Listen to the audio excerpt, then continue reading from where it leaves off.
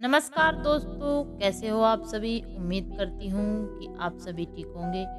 आइए आज की कहानी शुरू करते हैं। यह कहानी एक छोटे से भक्त की है। दुनिया में दो तरह के लोग होते हैं। एक भगवान में आस्था रखने वाले यानी कि आस्तिक, और आस्था नहीं रखने वाले यानी कि नास्तिक। ये कहानी आस्था रखने वाले लोगों को ज़्यादा पसंद आएगी। हो सकता है इस कहानी को पढ़ने के बाद या सुनने के बाद उनकी आस्था और ज्यादा पक्की हो जाए। एक आदमी जो जीवन भर राम नाम जपता रहा, अब वो बूढ़ा हो गया था। बूढ़ा ही नहीं हुआ था, बल्कि इतना कमजोर हो चुका था कि अपनी जगह से बिना किसी सहारे के उठ भी नहीं पाता था। ऐसी स्थिति में भी उसने कभी राम नाम को अपने से अलग नहीं होने दिया। वो पूरा दिन मन में राम नाम लेता रहता। राम नाम की वजह से उसे अपनी तकलीफों को सहन करने की शक्ति मिलती। बूढ़े हो चुके इस आदमी को दो बेटे थे जो उसे नित्य कर्म करने में मदद करते। शुरू में वो बिना कहे ही खुद अपने बूढ़े बाप की सहायता कर दिया करते। फिर धीरे धीरे जब बाप खुद बुलाता तब आते। लेकिन जैसे तैसे वक्त बीतता गया तो वो दोनों दो तीन बार पुकारने के बाद भी मुश्किल से आते और कभी कभी रात को आ भी नहीं पाते। अब हालात ऐसे हो चले थे कि अक्सर बूढ़ा बिस्तर गंदा कर दिया करता, और जब उसके बेटों से सहायता नहीं मिलती ऐसे ही गंदे बिस्तर में पड़ा रहता। बुढ़ापा बढ़ता जा रहा था, उसकी नजरें कमजोर हो चुकी थी। इतनी बदहाली में भी उस आदमी ने राम नाम का साथ नहीं छोड़ा था। एक बार बूढ़े को नित्य कर्म करना था, उसने आवाज लगाई। अगले ही पल किसी ने उसका हाथ बड़ी कोमलता से पकड़ा और उसे नित्य क्रम करवाकर उसके बिस्तर पर लिटा दिया। यह अब रोजाना होने लगा। जब भी बूढ़ा आवाज देता, अगले ही पल उसकी मदद करने के लिए कोई आता और उसे उसके सारे काम करवाकर वहां से चला जाता। नजर कमजोर हो चुकी थी, देखकर बूढ़ा उसे पहचान नहीं पाता था।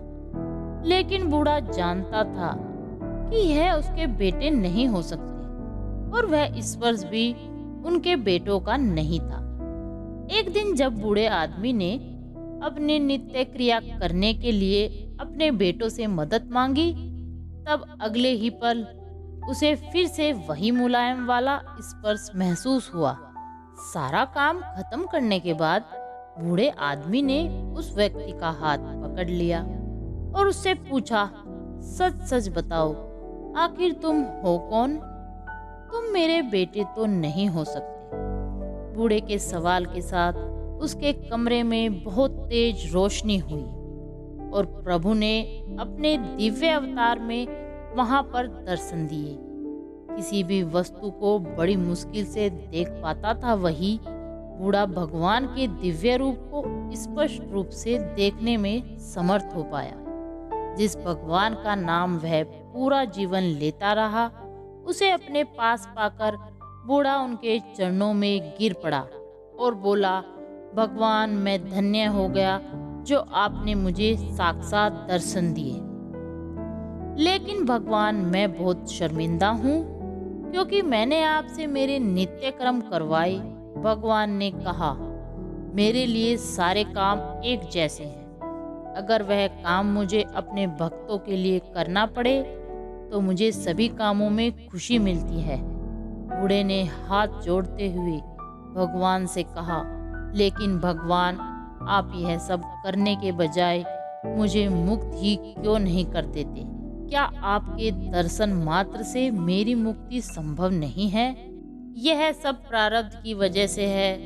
तुम्हारा प्रारब्ध बहुत कठिन है। अगर मंद होता तो मेरे दर्शन मात्र से तुम मुक्त हो जाते। मैं चाहूं तो तुम्हें अभी मुक्त कर सकता हूँ, लेकिन फिर अगले जन्म में तुम्हारे प्रारब्ध को भोगने के लिए आना पड़ेगा। इसलिए मैं तुम्हें खुद तुम्हारा प्रारब्ध काट कर मुक्त करवाने के लिए सहायता कर रहा हूँ, भगवान ने कहा। इतना बोलकर भगवान वहां से अंतर्ध्यान हो गए। कुछ महीने और काफी तकलीफ भोगने के बाद आखिरकार उस बूढ़े आदमी को मुक्ति मिली।